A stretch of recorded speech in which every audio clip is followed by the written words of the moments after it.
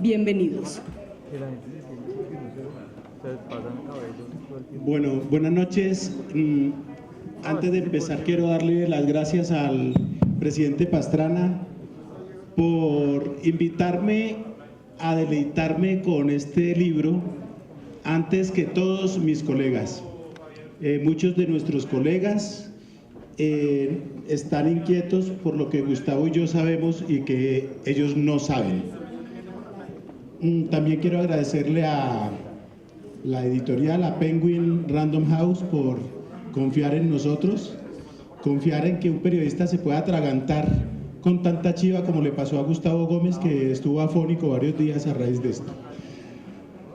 Antes que nada, y antes de cederle la palabra a mis compañeros de discusión acá, de tertulia, quiero decir que estamos ante una obra que es clave para la comprensión como una ficha de este rompecabezas que es la historia contemporánea de Colombia, y que es, como se dijo ahora, una charla, el producto de unas charlas del presidente Pastrana con nuestro amigo y colega Gonzalo Guillén, quien no puede asistir por cuestiones de seguridad aquí a este evento, y a quien estamos extrañando sin duda, porque sería muy bueno también tener parte de sus impresiones.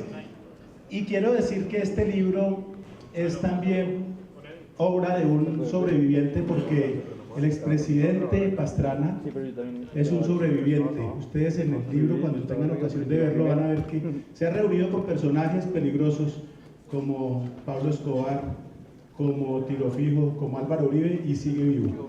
Entonces, yo creo que vamos a tener una conversación muy amena. Vamos a intercambiar unos datos que el país no conocía y que el presidente cree que ya es hora de que se sepan.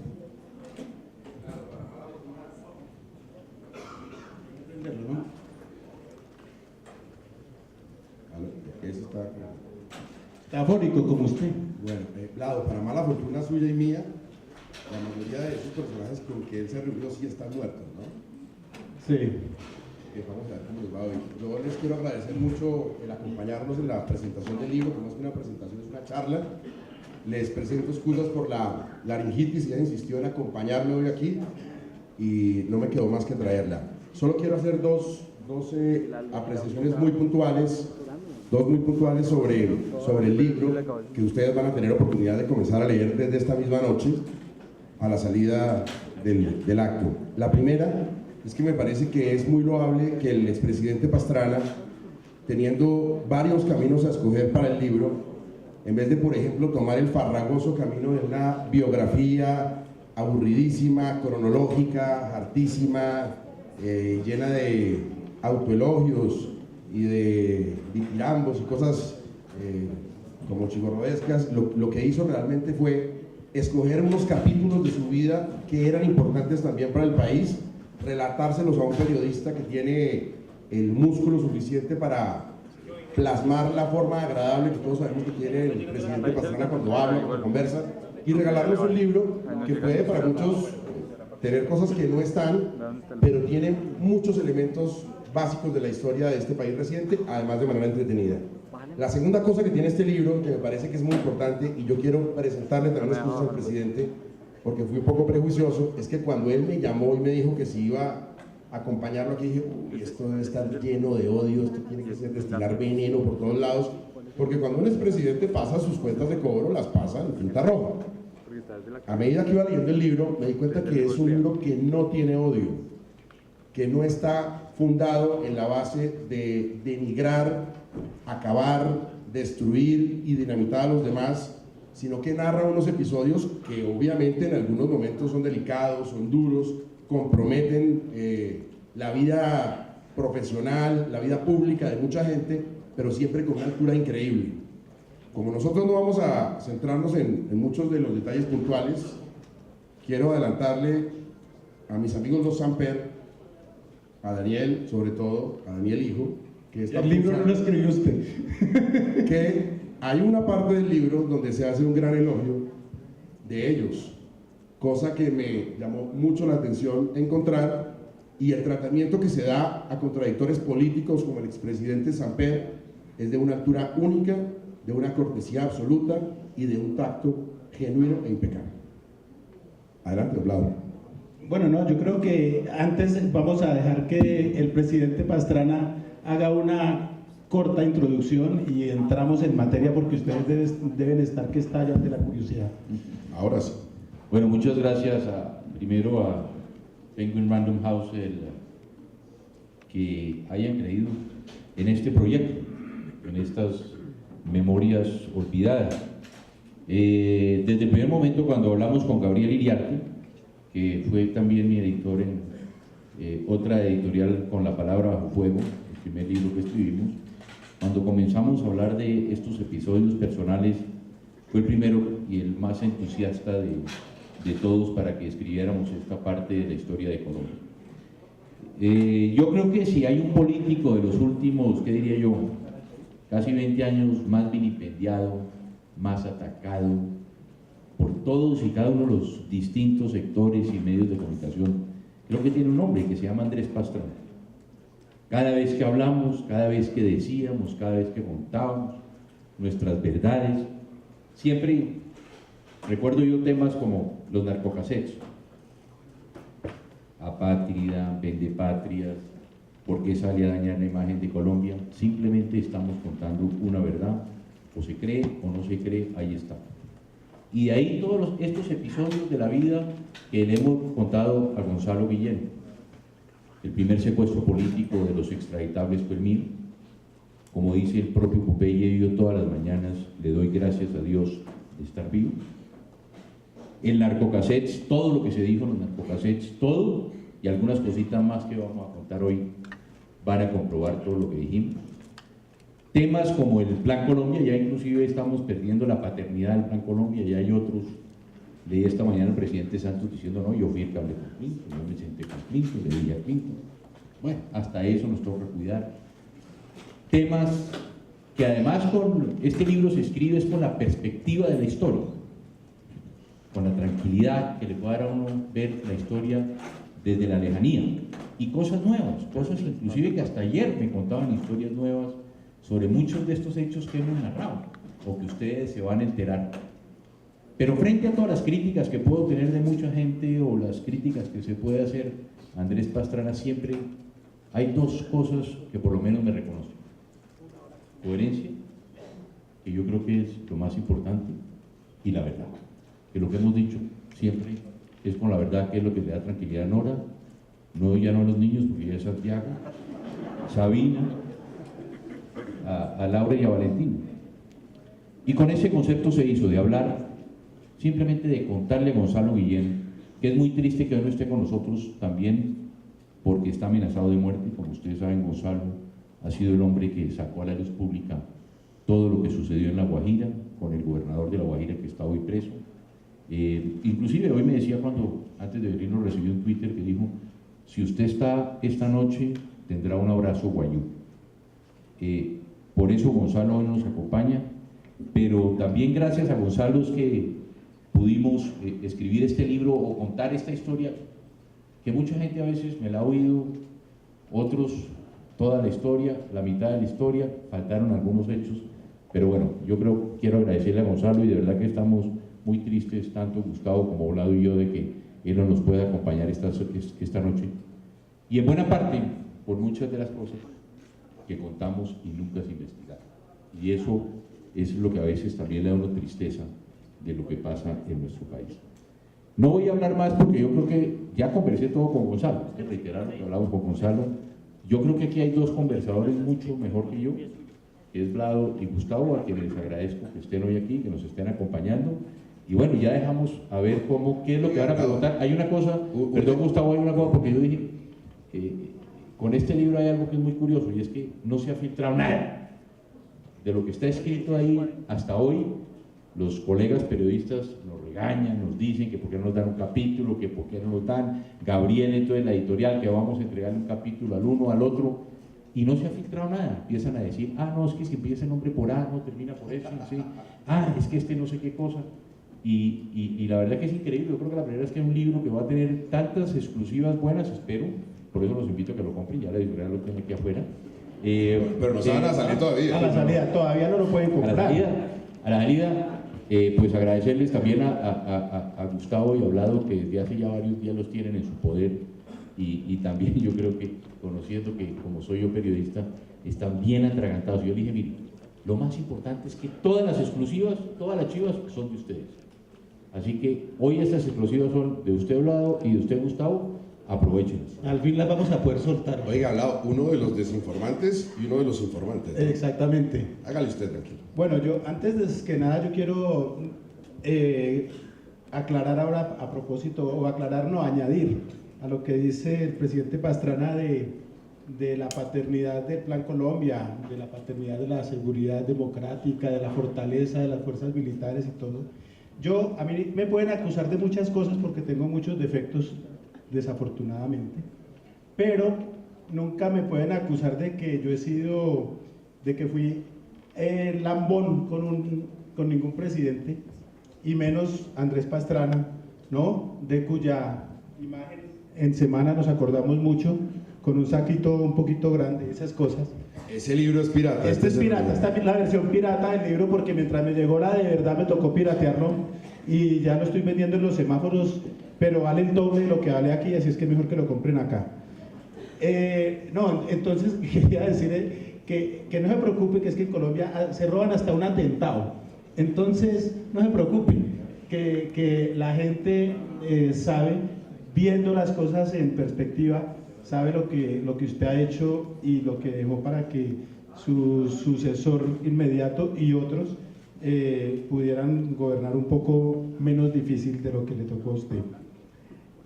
Entremos de una vez en materia, sin más rodeos ni nada. ¿Quién carajos le entregó a usted los narcocasetes? Porque primero, usted nos había dicho, la versión oficial era que no, que esa vaina que se las echaron en un bolsillo en una manifestación en Cali, pero esa vaina es como Serpa cuando dijo que le llegó un anónimo a la oficina, ¿no? Y esa vaina, los que ya vimos el libro, sean los tres, sabemos que no es así. Cuéntele a la gente cómo recibió usted los cassettes, quién se los entregó. A ver, esto trataremos de hacer esa historia larga. Ese capítulo también es uno de los capítulos largos de... A ver, vamos a hacerlo corto, ¿no? Gustavo me dijo que hay que hacer corto. A mí me los entrega la Policía Nacional. Me lo entrega un teniente coronel de la Policía Nacional, cuyo nombre es el teniente coronel Carlos Barragán, que en ese momento trabajaba con inteligencia de la policía, o con un grupo especializado de la policía que estaba encargado en buena parte de hacer los seguimientos al cartel de Cali. Porque tenemos que partir de la base de lo siguiente, que una vez acabado el cartel de Medellín, en diciembre del año 1990, ¿cuándo muere Suárez? 93, hace 20 años. 6 meses antes de que nos entregaran estos cassettes y que fueran las elecciones, unos meses antes, pues lógicamente el gobierno del presidente Gaviria cambia su estrategia de perseguir al cartel de Cali. El coronel Jaramillo, que era mi jefe de seguridad, me dice que hay un coronel de la policía que quiere hablar conmigo. Yo me reúno con este coronel de la policía y me dice que él cree que me quiere hacer entrega de esos cassettes, que los oiga. Y yo los oigo, él y yo oímos en mi oficina, en la soledad de Bogotá, los cassettes. Y lógicamente, pues yo ni he negociado, ni nunca negocié, ni conocía las voces de Miguel y Gilberto Rodríguez Orejuela, que aparecían en el cassette con la de Alberto Giraldo, en ese momento el periodista y el relacionista del cartel de Cali. ¿Cuál es mi preocupación? Pues, ¿son verdad? ¿Son mentiras? ¿Es una trampa que me están tendiendo? Entonces, pues ustedes lo van en el libro, y lo más importante, para resumirlo aquí, que en buena parte también es lo que me lleva a escribir este libro. Yo digo, tengo que presentarle esto ¿a quién? Al primer magistrado de la nación. ¿Quién es el primer magistrado de la nación? El presidente de la República. Se lo aconsejó otro primer magistrado. Primer magistrado de la nación. Era mi padre. Cuando yo le digo a mi padre y le muestro los cassettes, me dice, su obligación es llevárselo al primer magistrado El primer magistrado, que es el presidente de la República, para entendernos, debe proteger la Constitución y las leyes, y uno de los aspectos más importantes es defender la democracia. Por eso voy donde el presidente César Gaviria. Él estaba en Cartagena, creo que era la cumbre iberoamericana que terminaba. Yo le digo que quiero hablar con él, me recibe en las horas de la tarde, le digo que quiero ir secretamente a Palacio porque un candidato 4 días antes de las elecciones llegar a la presidencia era muy complicado, porque iban a decir qué hace el candidato aquí. Y voy donde el presidente Gaviria, está todo el relato, me siento con el presidente Gaviria y le digo, traiga por favor, presidente, pida una grabadora que quiero que usted oiga lo siguiente. Y la pone, y pone la grabadora y oye los casetes. Lo primero que me llama a mí la atención, yo voy con Luis Alberto Moreno como testigo y le pido al presidente Gaviria que esté el ministro de Defensa, que era Rafael Pardo, como testigo de él. Lo que primero me llama la atención es ver la cara de sorpresa de Gaviria y de Pardo mirándose, como diciendo... A ver, un segundito, la sorpresa era porque estaban asombrados de que usted tuviera los cassettes o porque realmente no los conocían. O por lo que decían los cassettes. Creo y se asombraron. Por lo que yo tuviera los cassettes. Es decir, que para usted el gobierno ya conocía las grabaciones. A ver, esa es la pregunta y por eso digo que por eso escribí yo el libro. Hace algunos años, o un año, no tanto, en alguna entrevista que di yo en radio, ahora no me recuerdo a cuál de las emisoras, no sé si fue a usted, Gustavo, me interpelan cuando estamos hablando de los cassettes, cuando el hijo de Miguel Rodríguez dice que ya no eran 5 millones en la campaña de Samper, sino 15, 10. que eran 15, me interpela Mauricio Vargas Lesmes y Edgar Telles diciendo, no, si esa historia es viejísima. Es un refrito. Eso es un refrito, que es otra cosa que van a decir nuestro libro, porque aquí cada vez que uno dice una verdad, siempre es un refrito, o para taparlo, o para no volver a hablar de él, siempre es un refrito. Entonces, en ese momento, cuando Vargas y Mauricio y ellos me dicen a la radio, eso ya estaba escrito, Gaviria conocía los cassettes desde hace tiempo, es que yo me pongo a investigar. Entonces digo, voy a ver por qué están diciendo esto. ¿Y por qué digo que con esto escribo el libro? Porque en la perspectiva de la historia uno empieza a ver las cosas de una forma distinta, elementos como estos, en que ya nos están diciendo y nos están dando piezas concretas de rompecabezas. Y lo que es más triste, y yo lo tengo que decir aquí, es que yo confío en Gaviria. Yo voy a Gaviria, confío en Gaviria, le digo, y cuando yo estoy escribiendo este libro, aquí hemos hablado de que en Samper sabía, de que el presidente Samper conocía, porque lógicamente él recibió los dineros. En este país se ha hablado de que los Rodríguez sabían, pues lógicamente porque los Rodríguez dieron dinero, pero el eslabón perdido, diría yo, del 8.000 es César Gaviria, porque él tenía los cassettes. Ahora, pero 6 yo no creo que usted haya meses quedado antes. tranquilo con la historia de que Carlos Barragán, el coronel, era el que entregaba los narcocassettes. ¿Quién era el jefe de Barragán? ¿Con quién A trabajaba ver, él? ahí habíamos ido aprendiendo, y por esto aquí lo importante, Gustavo, es la desilusión, porque si a mí el presidente Gaviria, ¿qué fue lo que hace Gaviria? El presidente Gaviria le entrega los cassettes a Ernesto Samper y le dice, son ciertos. Las voces las confrontamos. Miremos una cosa, confrontar en 1994 unas voces es muy difícil. Una cosa es hoy, pero en el 94 confrontar unas voces en horas era muy complicado, técnicamente hablando. Entonces, lo que aquí claramente queda escrito, y es lo que hemos visto también, y en las historias que nos han llegado, al parecer había dos grupos que grababan. Un grupo, que era la DIGIN, o la DIGIN, y a través de la DIGIN de estupefacientes, y otro que era un grupo especializado de la DEA y de la CIA. Con Toft. Era un grupo que manejaba un sector especial de la policía. Pero la conclusión es que quien graba los cassettes es la DIGIN y quien le entrega a ese grupo de CIA y DEA es la DIGIN los cassettes, que son los que me entregan los cassettes a mí. O sea, todo da para que el presidente de la República tuviera que estar enterado. Claro, porque es que 6 meses antes, una vez muerto Pablo Escobar, todo el operativo se fue hacia Cali. Viene luego, y todos sabíamos que Alberto Giraldo era el relacionista del cartel de Cali. Viene luego una cosa delicadísima que usted cuenta en el libro y que quiero que la resuma de ser posible, pero que no la pasemos por alto.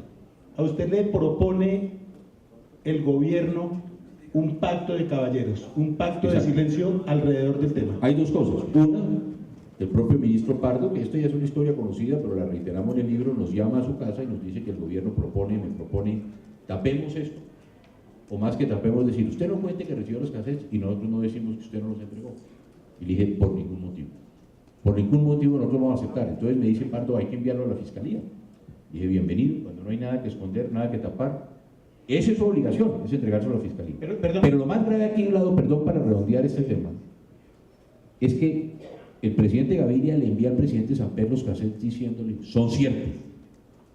Si a mí me hubieran dicho eso, la historia política de Colombia hubiera cambiado. Porque yo lo que no podía sacar los cassettes era porque no sabía quiénes eran y no sabían si podía ser una trampa. Si a mí el presidente de la República me dice, Andrés, son ciertos, otro hubiera sido la historia de Colombia. Pero cuando a usted le proponen el pacto, le dicen, es que si hacemos público esto, los van a investigar a todos. Claro, y me investigaron. Exactamente. Me investigaron, creo que 2 años duró la investigación de la Fiscalía. Investigaron si habían llegado o no habían llegado recursos. Como no encontraron recursos, entonces si habíamos o no pagado el IVA. Como habíamos pagado el IVA, entonces llegaron, no, fue así. Sí. Y nos dijeron, entonces, a ver si pagaron impuestos. Y la tranquilidad de la campaña es que nunca, en 2 años de investigación de la Fiscalía, pero además partamos de otra base. ¿Quién era el fiscal? Y lo cuento en el libro, cuando el fiscal llega y va a investigarme a mí, se llama Gustavo de Grey. Entonces el fiscal de Grey va a mi oficina y me dice, doctor Pastrana, voy a tener que investigarlo a usted. Y dije, bienvenido, señor fiscal. Pero su respuesta... Pero yo solo le voy a hacer una pregunta. ¿Usted ya investigó a su hija? Me dije, ¿cómo así que investiga? Y dije, no, es que su hija es la tesorera de la campaña de Ernesto Samper. Por lo tanto, la que ha recogido los dineros de la campaña de Ernesto Samper es su hija. Bienvenida a la investigación, pero también que se investigue ella. A ver, presidente. Y hoy, el señor de Grey no tiene visa en los Estados Unidos, por todo lo que se comprobó también de su relación con el cartel de Presidente, que viene aquí a decir la verdad, y en este libro está planteando unas verdades, pero yo quiero que nos cuente toda la verdad. ¿Por qué no nos contó en ese momento que había recibido, o 1 año después, o 2 años después, cuando la temperatura hubiera bajado, que recibió los cassettes de un policía que estaba dedicado a las escuchas, que trabajaba muy cercano a grandes oficiales, a la DEA en Colombia, y que de pronto tenían la preocupación de que no iba a pasar nada con las grabaciones? ¿Por qué no nos contó? A ver, en el libro lo van a leer, Gustavo. ¿En qué? Yo organicé un operativo en mi sede y además nos inventamos un nombre. Es que me recuerdo un día que con Hugo Chávez hablábamos, y yo estaba hablando con Chávez y me dijo, bueno, voy a enviarle a un amigo que era Camilo Gómez, el comisionado de paz a Larigo. Entonces cuando me llames, dígame, Andrés, que el barco está arribando a puerto. Le diga, no, hombre, diga Chávez, pues si usted aprendió eso en la escuela de inteligencia, eso sí ya no quedamos mal, ¿no? Entonces nos inventamos un nombre que creo que es Colombianos Honorables. Y le mandamos de mi sede política con el coronel Jaramillo los cassettes a todos y cada uno de los directores de medios de comunicación de Bogotá. Y no pasó nada. Nada. Nadie tuvo el valor y el coraje de publicarlos. Pero además lo más raro, en un cóctel, les voy a dar otra chiva que no está ahí, en casa de Juan Manuel Santos, hubo, yo no sé si fue un día antes o 2, y una de las personas encargadas de los cassettes estaba allá, y estaba en un grupito allá en la esquina reunidos, y todos hablaban, ¿qué opina de los cassettes? ¿Qué pasó con los cassettes? Oiga, ¿usted los va a publicar? Pero eran periodistas. Todos periodistas, todos los directores estaban hablando, ¿usted los va a publicar? No, mire, a mí me llegó esto, no, a mí también. Todos los directores, inclusive, están hasta chiviados Mauricio y Lesmes, porque ellos se los entrega, porque el único colombiano, y aquí está Enrique Gómez, y hago ese homenaje, que tuvo el valor de publicarlos, posiblemente le llegaron después de las elecciones, es Álvaro Gómez Hurtado.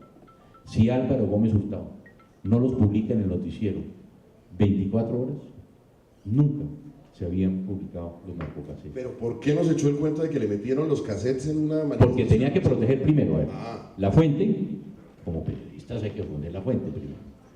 Segundo, comprobar si eran ciertos o no, que después nos enteramos, y es que esto nos hemos ido enterando después. A mí no me dijeron ese mismo día es que se los enviamos a Samper, sino años después yo me entero. Por eso es que digo yo que Gaviria en ese caso era el que sí sabía. Y si me hubiera dicho, oiga Andrés, este cassette es cierto, había muchas cosas que podían pasar. Inclusive en el libro está escrito, y usted lo ha gustado, cuando yo le iba a Samper, lo único que me quedaba a mí por hacer era preguntarle a Ernesto Samper, oiga, si en su campaña o en la mía se encuentra un peso narcotráfico, renunciamos a la presidencia de Colombia. Y él nunca quiso contar. Bueno, aquí viene, indudablemente aquí quedan claras dos cosas. Una, que a usted le dieron la espalda los políticos. Dos, le dieron la espalda los periodistas. Pero eso sí, ¿quién lo manda a ser periodista y político? Bueno, y después, la historia lo ha contado, le dio la espalda también la guerrilla. O sea, en los que él había confiado le dieron la espalda. El único que no le dio la espalda, que no lo traicionó contra su voluntad, digo ya la de él, fue Pablo Escobar, y eso lo vamos a ver en el libro. Pero regresemos al 8000 antes de seguir, para cerrar este primer pedacito. Siempre el expresidente Samper ha dicho, yo no sabía, eso fue a mis espaldas. Cuéntele aquí al honorable por qué usted puede desmentir esta noche a Ernesto Samper Pizano. El capítulo, creo que Gonzalo le puso la prueba reina, ¿no? Pero es que en esto, Vlado y Gustavo, yo creo que frente al proceso 8000 hay 100 pruebas reina. Más importante que lo que usted va a leer ahora, Gustavo, fueron los narcocaseros. ¿Quién investigó los narcocaseros? Porque en este país pasa una cosa, vuelvo e insisto. Cuando uno cuenta las cosas, dice, no, ese es un refrito de Pastrana, sí. No, pero es que no son 5, sino si son 15 millones de dólares. No, ese es un refrito de los Rodríguez Orejuela.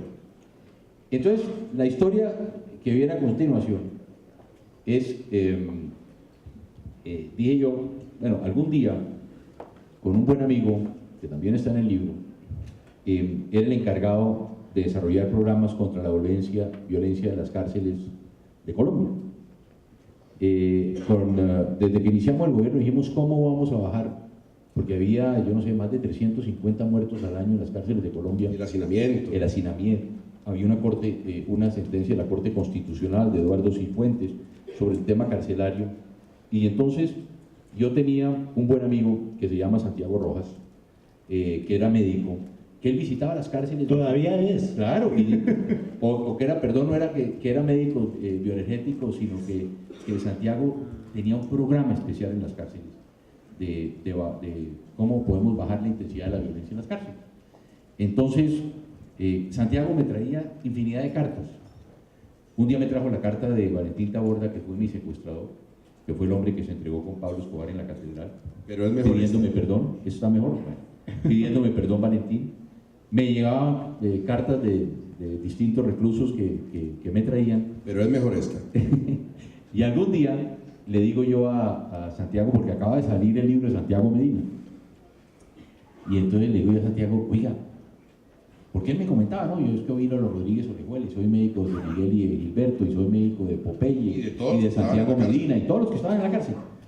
Entonces le dije, oiga, ahora que salió el libro de Medina, ¿será que estos tipos van a decir la verdad algún día? ¿Ah? ¿Usted les ha preguntado si estos van a decir la verdad algún día? Ahora ya que Santiago Medina publicó todo esto, y algunos, yo no sé si fue semanas o meses después, me dice un día Santiago me dice, oiga presidente, aquí le mandan una carta, de esas mismas cartas que a mí me llegaban. Nice surprise. Entonces abro yo la carta y me encuentro con la carta. Santa Fe, Bogotá, junio 12 de 2000. Señor doctor Andrés Pastrana Arango, en sus manos, respetado señor presidente. Póngale más solemnidad, que esta es la carta más importante del libro. Sí, pero es que la escriben dos delincuentes, me disculpen.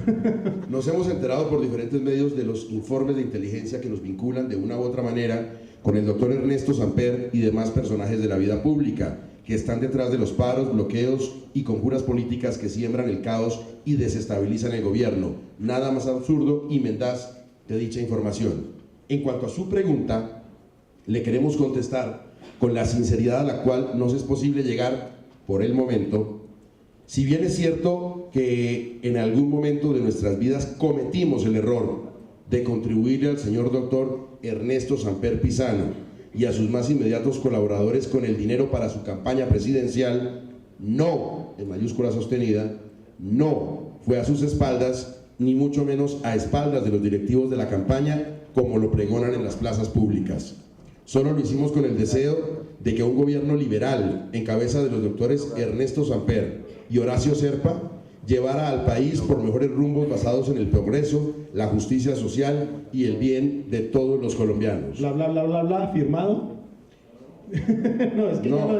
Es que después de esto, ya el semejante misil, ya lo que viene son esquirlas. En este orden de ideas le queremos expresar, señor presidente, que hemos guardado este prudente silencio frente a todas estas situaciones, incluyendo el brindis con champaña del doctor Ernesto Samper y su señora el día de nuestra captura, los improperios permanentes que recibimos cuando quieren demostrar lo indemostrable y muchos otros actos innecesarios que poco a poco nos van relevando de la obligación de contribuir con este silencio al desarme de los espíritus. La firma es de Miguel Rodríguez Orejuela y de Gilberto Rodríguez Orejuela, y el libro trae el facsímil de una carta que, lo sé muy bien, aunque no lo dice el libro, el presidente Pastrana guarda en su caja fuerte en la oficina. Con eso yo creo que ya no tenemos nada más que hablar de este tema. Pasemos, como diría otro expresidente, siguiente pregunta, amigo. Siguiente pregunta. Y es el único tema del que se habla en este libro que no tiene que ver con la presidencia de Andrés Pastrana. Es el primer capítulo, que es el secuestro. Oiga, pero usted me deja ser un poquito insistente en una cosa. Mire, presidente, sé que está molestado, pero también, ¿por qué no nos había mostrado la carta? Recuerde la fecha que acabo de leer, de hace 13 años. ¿O era que estaba guardando todo para un libro? Es que yo digo, porque por eso digo que la prueba reina, es que esto es hasta menos importante que los narcocaseros, menos importante de todo lo que salió hasta el año 2000. Inclusive yo podría decir que esta carta casi es un pie de página. Es un entregamos los narcocasetes. Ah, no, eso es mentira. Los escondieron, los taparon. Porque es que yo digo, de las pruebas reina, yo le decía a Gonzalo, bueno, yo no sé si esta es la prueba reina, porque la prueba reina, mire, la prueba reina es el narcocasete, o los narcocasetes, porque ahí está todo y todo confirmado. La indagatoria de Medina, ¿qué tal? La indagatoria de Medina. Tercero, yo digo que además por el proceso 8000 casi ha habido un genocidio. Mataron al chofer de Horacio Serpa cuando iba a declarar, mataron al chofer de Santiago Medina, mataron a Álvaro Gómez Hurtado, a la monita retrechera. A la monita retrechera, por mencionar simplemente algunos. Inclusive, a mí siempre me llamó la atención, por ejemplo, el fiscal, hoy ministro, después el siguiente fiscal, el hoy ministro de Justicia, Alfonso Gómez, siempre nos dijo a los colombianos que él tenía 3.000 cheques. Él lo dijo, yo tengo 3.000 cheques que voy a sacar. Hasta hoy no los conocemos. Es que les iba a sacar, pero no para donde puede hacer del país. Pero algo puede ser, pero ¿dónde están esos cheques? Entonces yo digo, es que esto es hasta pequeño comparado a todo lo que se ha contado del proceso 8000 y firmado, claro, aquí lo que pasa es que están las firmas de Miguel y Gilberto Rodríguez Orejuela, en que no fue a sus espaldas. Me imagino el grafófono que le metió usted a eso, ¿no? Sí, Bueno. pero hay tantos elementos que además, si se hubiera investigado el proceso 8000, yo creo que Colombia era una Colombia distinta. Bueno. Lo triste es que nunca se investigó y sigue sin investigarse, que todos los actores de la política los va a ver usted el próximo sábado en Medellín. Está Gaviria, está Serpa, está Samper, está hoy el nuevo miembro de la coalición del SSS, el presidente Santos. Están todos. Bueno, qué pena, señores, pero tenemos que avanzar porque si no esto se va a poner más largo que La Habana. ¿No? Segundo punto, porque es que vamos apenas en uno y todo lo que hemos conversado. Segundo punto, secuestro de Andrés Pastrana, que yo no había caído en cuenta al leer el libro, caído en cuenta, era un peladito, tenía 33 años, cuando se lo lleva Popeye. Narcocasete 39. Sí, pero es que cuando lo secuestra Pablo Escobar tiene 33 años.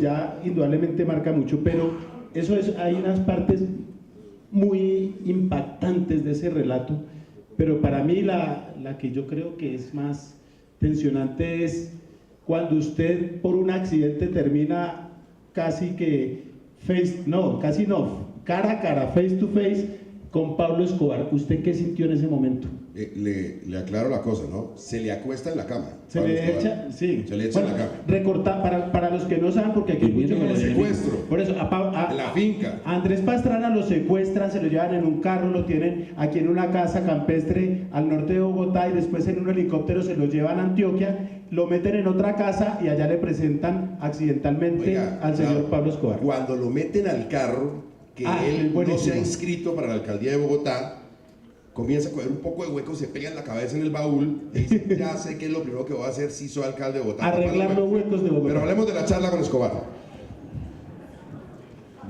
Eso de los huecos está o no en el libro. Sí, claro. Y nada que hemos podido con los huecos. Y nada.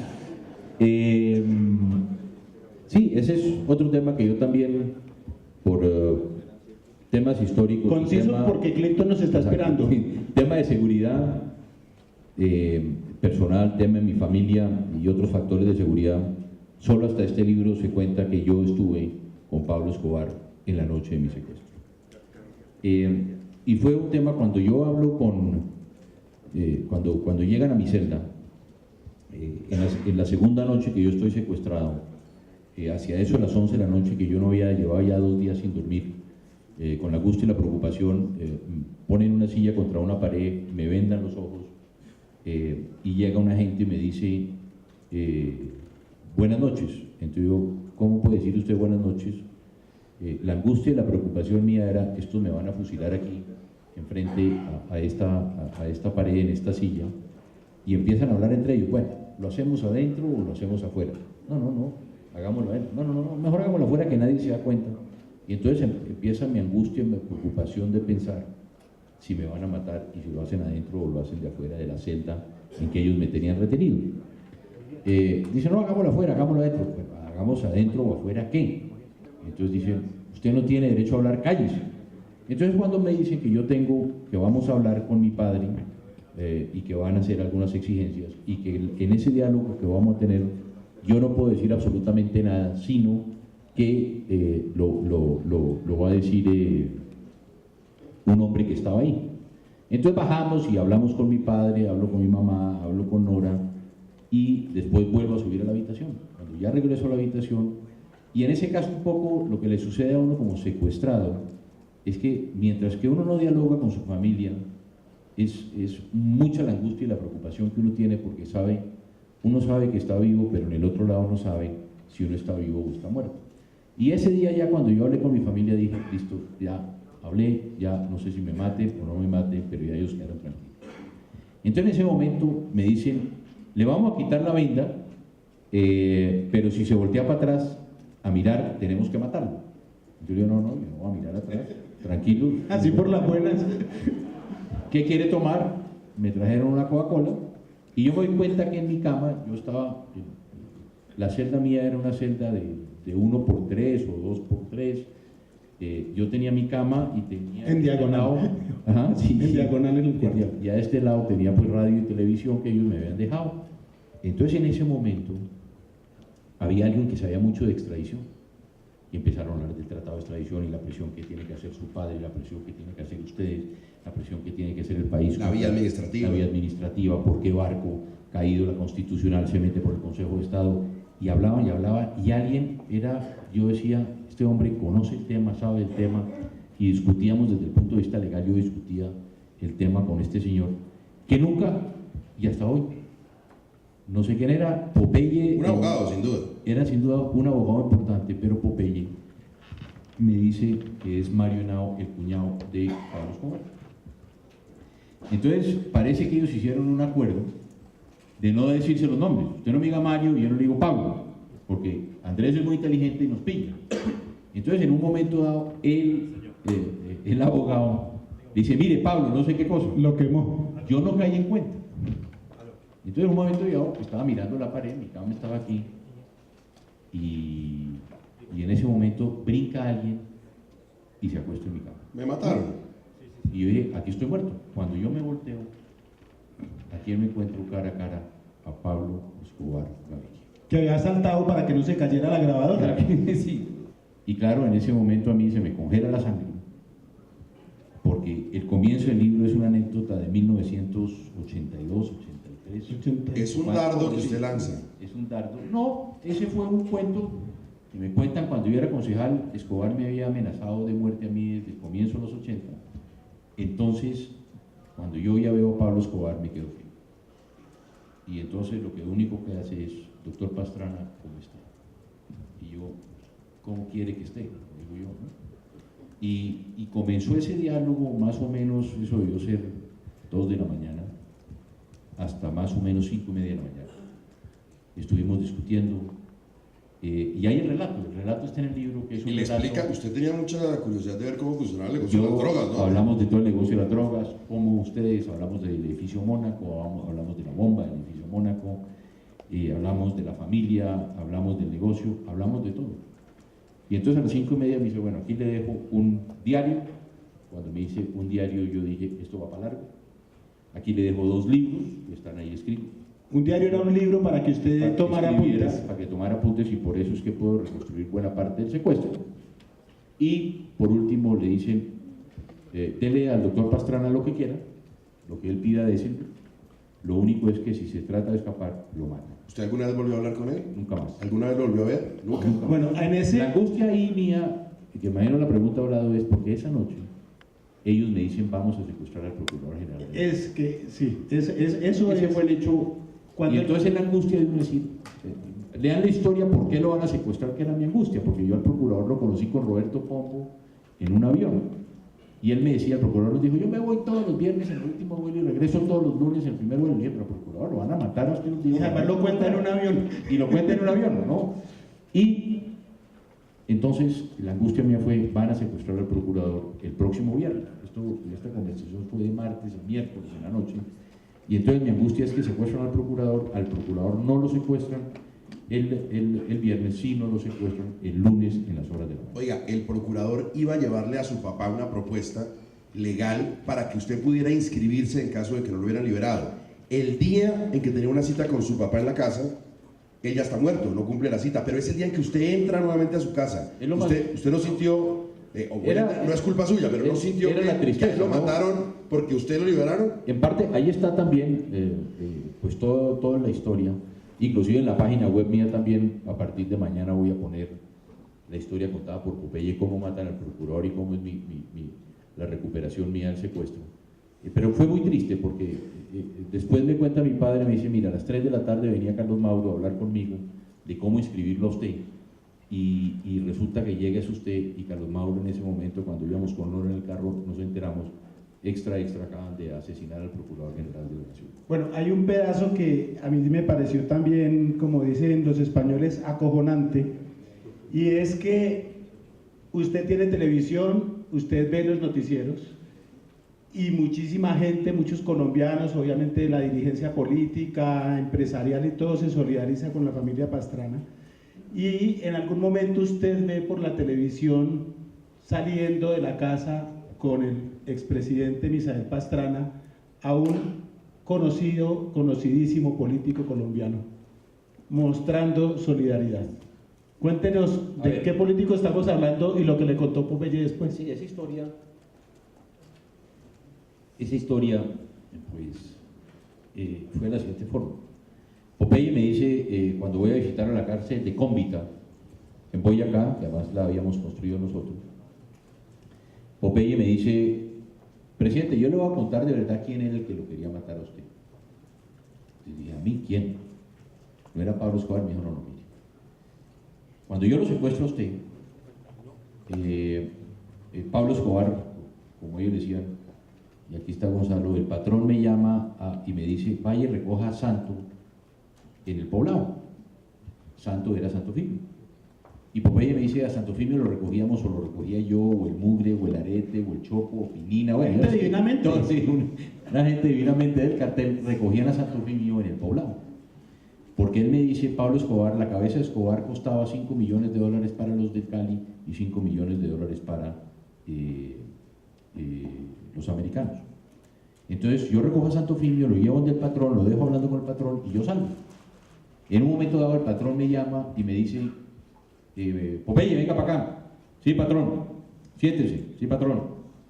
Y Santofimio le dice a Pablo Escobar, ¿quién fue el héroe que secuestró al HP de Andrés Pastrana?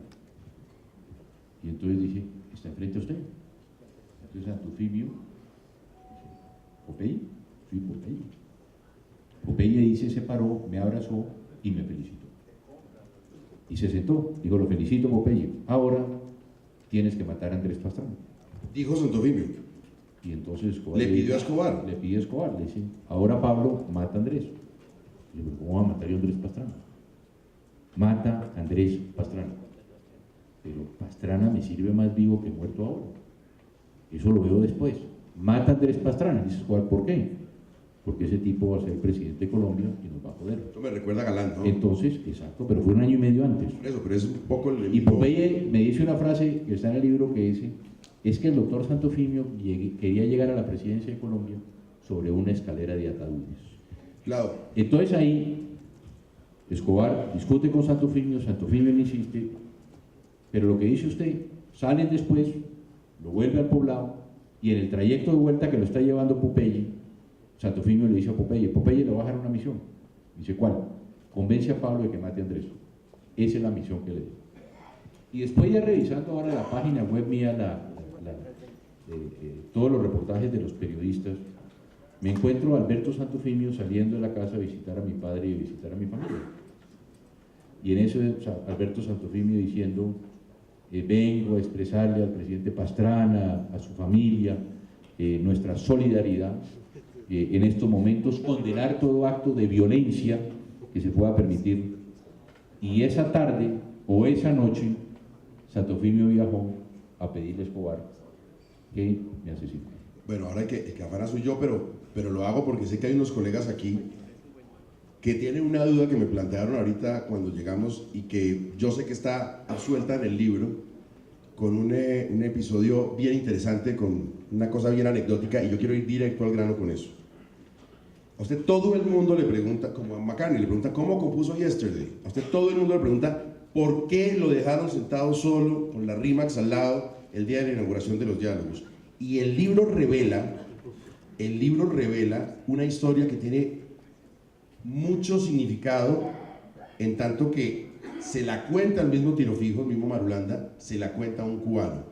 ¿Por qué, presidente? ¿Por qué lo dejaron ese día solo? A ver, cuando comenzamos a hacer los diálogos del Caguán y dijimos, bueno, vamos a hacer un hecho formal, va a ser la inauguración de los diálogos, yo siempre discutía con Víctor Hey, decía, mire, Tiro Fijo es un hombre muy primario, y Tiro Fijo, a ver, si yo tengo temor de enfrentarme a 120 o 150 periodistas, ¿qué va a hacer Tiro Fijo que apenas sabe leer?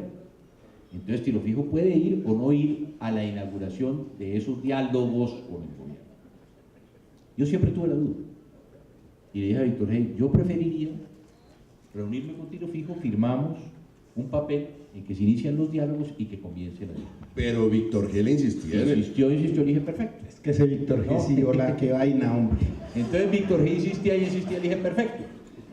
Pero yo, en ese momento, le dije a Camilo Gómez, que era mi secretario privado, escríbame en 2 discursos. Uno por si va y otro por si no va. Porque este no va a ir. Este va a tener el temor de ir. Y efectivamente Tiro Fijo sacó la disculpa y Tiro Fijo dijo, no voy, porque los van a matar a usted, presidente, y me van a matar a mí los paramilitares. No voy a ir porque no hay las condiciones de seguridad. Inclusive cuando él era el encargado de la seguridad, porque Pero la zona no estaba controlada por ellos. Pero no fue por eso. Y no fue por eso. Y usted estaba tan seguro Entonces de yo le dije a Tiro seguridad. Fijo, en las 2 reuniones más que tuve con Tiro Fijo que están en el libro, yo le dije a Tiro Fijo, usted me cumplió su palabra, porque Tiro Fijo en la primera reunión de junio del año 98 me dice, si usted va a la inauguración yo voy. Inclusive yo en ese día llevé a Santiago, que está aquí, dije, venga Santiago y me acompaña. 16 Si a mí me fueran a Qué buenos matar- planes, ¿no? ¿Ah? Qué buenos planes. Sí, claro, entonces si me fueran a matar, no voy a llevar a mi hijo. Nos fuimos para allá. Pero yo nunca me creí la historia. Yo llevaba mi otro discurso y eché mi discurso y perfecto. Como en el 2006, 2007, estando yo en Cuba, me reúno con los amigos cubanos en una invitación del presidente Castro de Fidel y me pongo a hablar con un buen amigo que estaba aquí en la embajada, que es Tony López, que muchos conocerán a Tony. Tony es un gran conocedor de la política de América Latina. Y le digo yo a Tony López, oiga Tony, porque ese día hubo una comisión de Cuba en los diálogos, y ellos fueron a hablar con Tiro Fijo y le dije, oiga, cuénteme la verdad, ¿por qué Tiro Fijo no fue a la inauguración de la mesa de diálogo? Como le digo, esto inclusive yo ya había escrito, Gustavo, un libro, La palabra bajo fuego. Entonces me dice, mira, le voy a contar la verdad. Tiro Fijo, nosotros cuando llegamos y nos enteramos de que Tiro Fijo no iba a ir, fuimos a la finca donde estaba Tiro Fijo, que se llama Villanora, que siempre es curioso el nombre también, ¿no? Villanora. Villanora se llamaba la finca donde estaba Tiro Fijo, y allá llegaron los Tiro cubanos. Fijo venía de la Uribe. Entonces le dice, ¿usted cómo no va a ir? Le dicen los cubanos, usted tiene que ir. El mundo está esperando que usted se haga presente. Usted no puede dejar de ir. Mire, allá está el mundo entero, 120 periodistas cubriendo. Está todo Colombia, delegaciones internacionales. Y mire lo que va a pasar. Como yo conozco al presidente Pastrana, y ya me he reunido con él, el presidente va a llegar, y cuando yo saludo al presidente Pastrana, el presidente Pastrana es muy buen tipo, nos vamos a saludar bien, afectuosamente, con el respeto, y cuando el mundo nos vea que Pastrana y Tiro Fijo se están saludando, ¿qué van a pensar? Van a decir, como si saludaron Pastrana y Tiro Fijo, ya se hizo la paz. Y apenas ese día vamos a empezar el diálogo. Apenas vamos a comenzar. Incluso la guerrilla en ese momento pensaba, nos traicionó. No, ya hizo entonces la paz con después, Pastrana. exacto, entonces Tiro Fijo dice, el mundo va a creer que hice yo la paz con Pastrana, y Pastrana y yo es apenas que vamos a comenzar a hablar. Pero ¿qué va a pensar la guerrilla? La guerrilla va a pensar que yo me le entregué a Pastrana y que hice la paz con Pastrana, y por lo tanto voy a tener problemas internos. Y eso fue lo que pasó. Y si usted se pone a pensar de verdad, Tiro Fijo, que era un Tiene pragmático lógica. y político, dijo, no vamos a enviar esta señal porque apenas es el comienzo de unos diálogos. Bueno, pues es curioso que unos presidentes llevan a los hijos a zonas de distensión, otros los llevan a zonas francas, ¿no? Pero A ver, curioso. a ver. Pues no, pues No nos desviemos del libro, Vlado. acotación. Pues estoy hablando del hijo del expresidente Pastrana, que tenía 16 añitos en esa época y que en lugar de estar en una zona de distensión debía estar en la zona rosa. Pero bueno, sigamos porque usted ya le está poniendo suspicacias a la vaina. Me está citando fuera de contexto, dicen.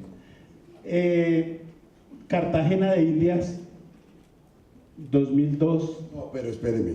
No, espéreme, Vlado. ¿Usted qué? Pero es que no tenemos tiempo. No, la última. Pero La es que última de este tema, la me toca- última. Y créele que me toca a mí poner orden. Déjeme aquí. la última. No.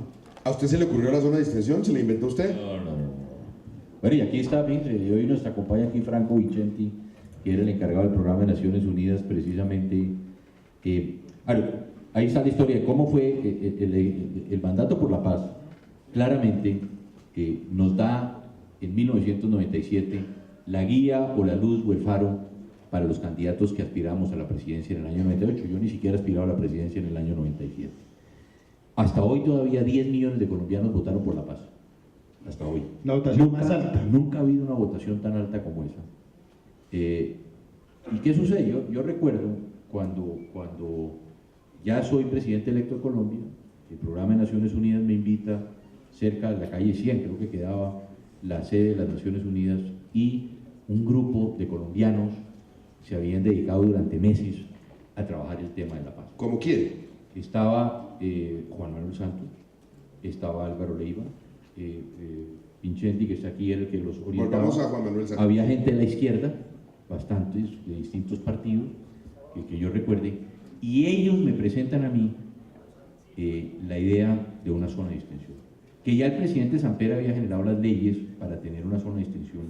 Inclusive hubo algún conflicto en que el presidente Samper y el general Bedoya, porque había una liberación de unos secuestrados, policías o soldados, y se creó una zona de distensión, la primera zona de Claro, distensión. que dijo que es un circo con muchos payasos. E en ese inclusive momento. por eso es que me llama la atención a mí, porque si alguien de verdad se enfrentó a Ernesto Samper, yo creo que había dos personas y una que le hago reconocimiento del libro.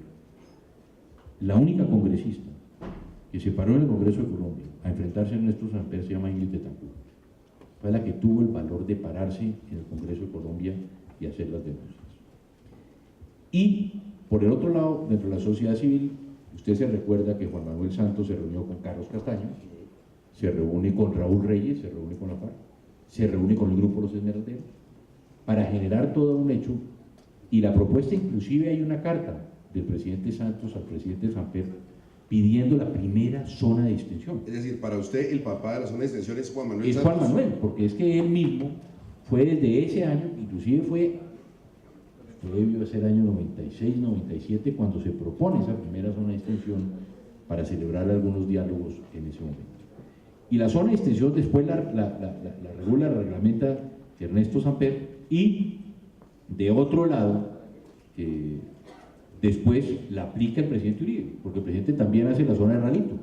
Claro. Es una zona de extensión que es lo que yo hablo de la diferencia entre Ralito y Caguán, porque la gente solo ve el Caguán. No, es que nosotros en el Caguán lo sentamos pero no negociamos, mientras que en Ralito se sentaron y negociaron. Nosotros nunca negociamos con las FARC nada, no se pactó absolutamente nada. Nosotros negociamos y no pactamos, en Ralito pactaron y no sabemos qué negociar. Cartagena. Hasta que ahí, después ya muere la zona de extensión y ese no puede ser un mecanismo ya. ¿Es Cartagena del Chairá lo que usted hablaron? No, ya vamos de Cartagena del Chairá, no, vámonos a Cartagena de Indias.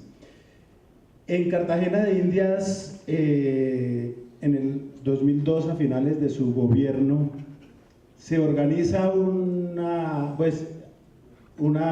hay una reunión con dignatarios internacionales de distintas empresarios, políticos, dirigentes sociales, etcétera, porque hay varios eventos paralelos, unos alrededor de la paz, otros con otros temas. Y a usted le piden que organice una reunión entre el expresidente ya en ese momento, Bill Clinton, y un enemigo de Estados Unidos. Cuéntenos pues porque... A ver, no, un antagonista de Estados Unidos, digámoslo así. Sí. Ese fue un hecho también muy interesante, porque el gobierno cubano y el presidente Castro nos habían enviado a nosotros el mensaje si había alguna posibilidad de buscar acercamiento entre los Estados Unidos y Cuba, para buscar limar buena parte de las empresas y empezar a negociar algunos aspectos, o hablar, o dialogar, o intercambiar opiniones sobre temas que podían ser importantes para las relaciones de los dos países. El embajador Londoño, en ese momento Julio, en Naciones Unidas, inclusive con Gabriel García Márquez y con el canciller cubano solicita la posibilidad de si yo, Andrés Pastrana, o el gobierno de Colombia podía ser intermediario para buscar ese acercamiento. Ese acercamiento era una reunión secreta. Era una reunión secreta hasta ese momento. Entonces, ¿nosotros qué hicimos?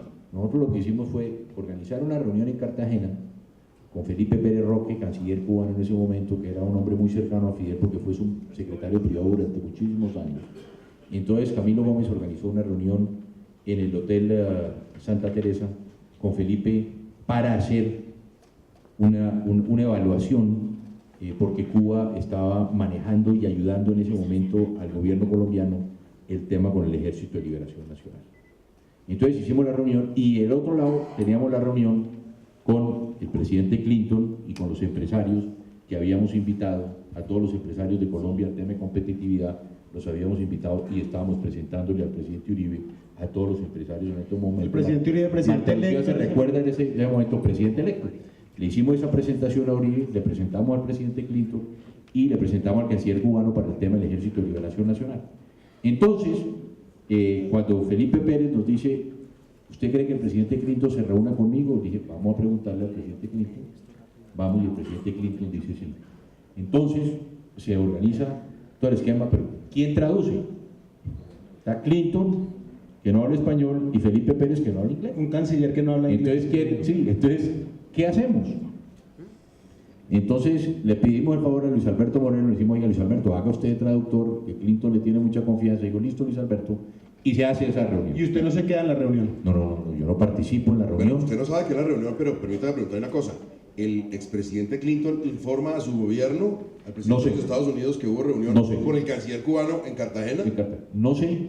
Ese es un dato en que el presidente Clinton se reúne. Tendrá que explicar en un ratito. Sí. ¿Qué hablaron? ¿Qué dialogaron? ¿O Hillary? Sí, simplemente no, pero yo lo que creo que lo que trataba es decir, Clinton siempre estuvo muy atento, inclusive hay otras historias que no hemos contado del libro de Fidel Castro y de Clinton, de acercamientos, y muchos presidentes se han hecho, pero aquí lo más interesante es que después nos tocaba sacar a cada uno por lados distintos. En una lancha iba Clinton para el centro de convenciones de Cartagena y el otro a Felipe Pérez Roque para otro lado. La reunión fue en la casa de huéspedes. De la casa de huéspedes ilustre allá. Listo. Y entonces dejamos a Clinton primero y después llevamos a Felipe. Y el canciller cubano, en ese momento, no sé si iba con Guillermo o con Camilo, el canciller cubano dice, bueno, esto es secreto, aquí vamos, que no lo cepillen, y abren una puerta y entran, ¿a dónde? A la sala de prensa. Claro que nadie lo reconocía. Sí. Y entonces todos los periodistas se quedan mirando a Camilo Gómez y a Felipe Pérez Roque, ¿no? Y ¿Quién está con el doctor Camilo? Jala a Felipe o Guillermo y lo saca de ahí. Y después, por lo que estaba diciendo, yo creo que solo un periodista se dio cuenta que es Cecilia Orozco. Cecilia Orozco le dice a Camilo, venga para acá, sí. ¿Qué hace Clinton y Felipe Pérez aquí? En Cartagena. ¿Qué es lo que están haciendo al mismo tiempo Cartagena? Qué coincidencia que el canciller de Cuba esté cuando está un expresidente. ¿No hubo más reuniones de los dos? Y no hubo más reuniones y nunca supimos pues qué se habló. Una cosa curiosa de ese encuentro que Andrés Pastrana no sabía, yo le hice caer en cuenta ahora, y es que a mí me mandaron fotos de esa reunión y la mesa donde le tocó al presidente electo Álvaro Uribe Vélez se llamaba la calle del Arsenal. No, porque todas las mesas tenían un nombre y la de Álvaro Uribe se llamaba la calle del Arsenal. Dios sabe cómo hace sus cosas. Oiga, ya que usted mencionó hace un momento a Ingrid Betancourt, el capítulo que en el libro se dedica a ella me parece que es una enumeración muy puntual de todos los obstáculos que ella tuvo que superar por su propia decisión en términos legales y de advertencias de parte de la Presidencia de la República y de las fuerzas militares y de la policía para que no hiciera lo que hizo, que le costó lo que todos sabemos, le costó tantos años de tranquilidad. Pero hay una parte que usted narra aquí en el libro que no tiene aún respuesta, y es el hecho de que en algún momento un alto oficial le revela a usted que sabe dónde está Ingrid y que la puede liberar. ¿Usted le otorgó permiso a ese oficial para que hiciera el operativo de liberación o no? ¿Y por qué no se hizo? A ver, escribimos lo de Ingrid porque era importante dejar mucha claridad sobre cómo había sido el secuestro y todo, cómo habían sido todas las advertencias. Y el capítulo se llama Dígale a Ingrid que no haga pendejadas, que es de mi hermano Juan Carlos, que es muy amigo de Ingrid, siempre ha sido, y llamaron a Juan Carlos a decirle, el jefe de prensa de Ingrid, Juan Carlos, Ingrid se va a ir, trate de frenarla. Entonces dijo, pásemela. No, yo no puedo hablar. No, Ingrid me mata donde yo lo pase a usted. Entonces digo, dígale que yo lo mando a decir que no haga pendejadas. Y lo que pasó fue, desde el primer momento, nosotros no dimos autorización porque la gente se olvida, porque las cosas hay que verlas en contexto. Nosotros cuando rompemos el proceso, inmediatamente tomamos, porque la gente dice, la guerrilla controlaba el 60% del país. La zona de distensión estaba absolutamente controlada con la guerrilla. A los 2 días yo voy al batallón Cazadores y usar la bandera con el himno nacional. La retoma no duró 48 horas. No duró 48 horas. La retoma de lo que era la zona de distensión. Entonces, en ese momento, y están todos los documentos en el libro, cómo le dijimos a Ingrid, por favor, no vayan. A Horacio Serpa le dijimos no vaya, a Noemí Sanín le dijimos no vaya.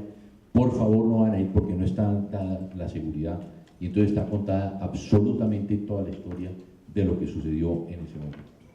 Pero después, que es la última historia del capítulo de Ingrid, algún día regresando yo de alguna de las giras por Colombia, el general Tapias y el vicepresidente Bel, que era el ministro de la Defensa, me dice, ¿por qué no pasa por el comando de las fuerzas militares? El comando de las fuerzas militares queda por la avenida El Dorado a mano izquierda subiendo, yo me quedo en el comando de las fuerzas militares.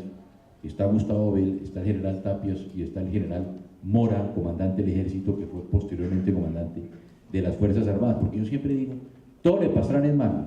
Pastrana le entregó el cagón a la guerrilla y resulta que quien nombra comandante de las Fuerzas Armadas era el comandante de mi ejército, que era el cargado de cuidar la zona de distensión.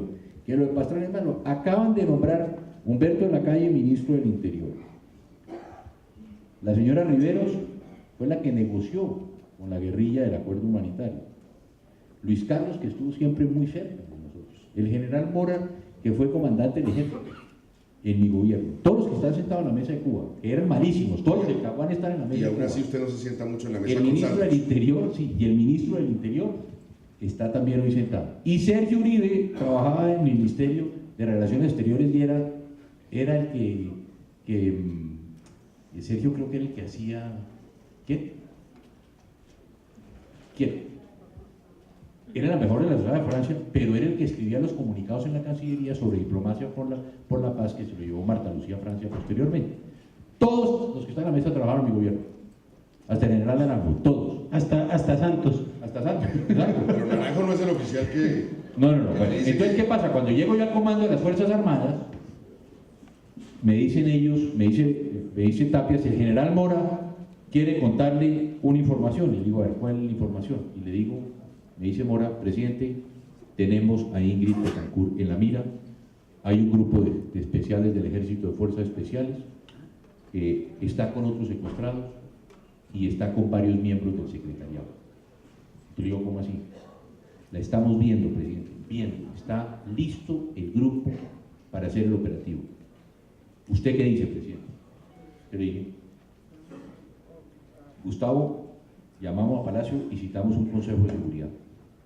Cito un Consejo de Seguridad en la que está pues el ministro de la Defensa, el comandante de las Fuerzas Armadas, está el comandante del Ejército, el general Mora, llamo al Procurador General de la Nación, llamo al ministro de Cuya Justicia, esposa... y llamo al ministro de Justicia que está aquí, a Rómulo, que pasa por el Procurador General y lo lleva allá, y nos sentamos. Entonces, Consejo de Seguridad, por favor, general Mora, le cuenta al Consejo lo que me acaba de decir. Y el general Mora le dice, esto, ahí está la señora Ingrid Betancourt, varios miembros del secretariado y otros secuestrados, ¿qué hacemos? Entonces dije, ¿más información? No hay más información, voy a hablar yo de primero. General, señores miembros del Consejo, mi recomendación, por favor, me protege en lo máximo todos los secuestrados. Hay miembros del secretariado que son importantes, yo no sé si Mora me dijo que eran 5 o 7 miembros del secretariado.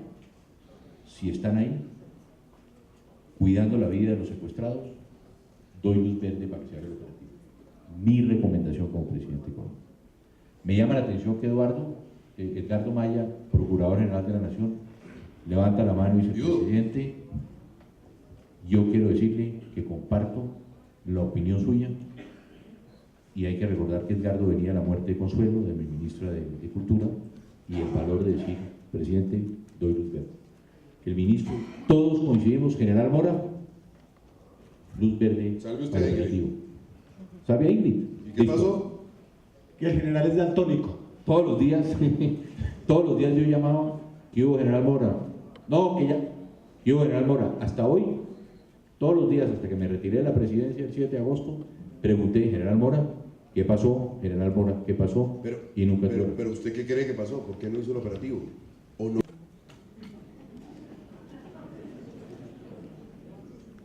Lo hablábamos hoy con Enrique Gómez, ¿no?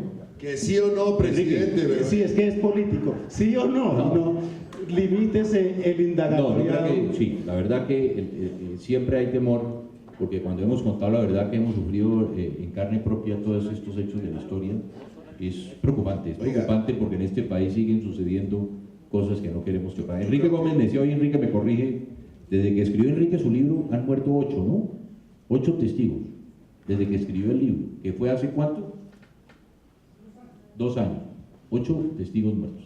Mire, le agradecemos mucho, presidente, pero sobre todo, en nombre de las personas que están aquí y de quienes van a comprar el libro, le agradecemos que sí haya dicho cosas, le agradecemos que sí haya revelado, le agradecemos que sí haya permitido que entráramos a la trasescena de episodios que son importantes en su vida, pero también para el país, porque aquí en este libro es diciendo y haciendo. Muchas gracias. Muchas gracias a todos. ¿verdad?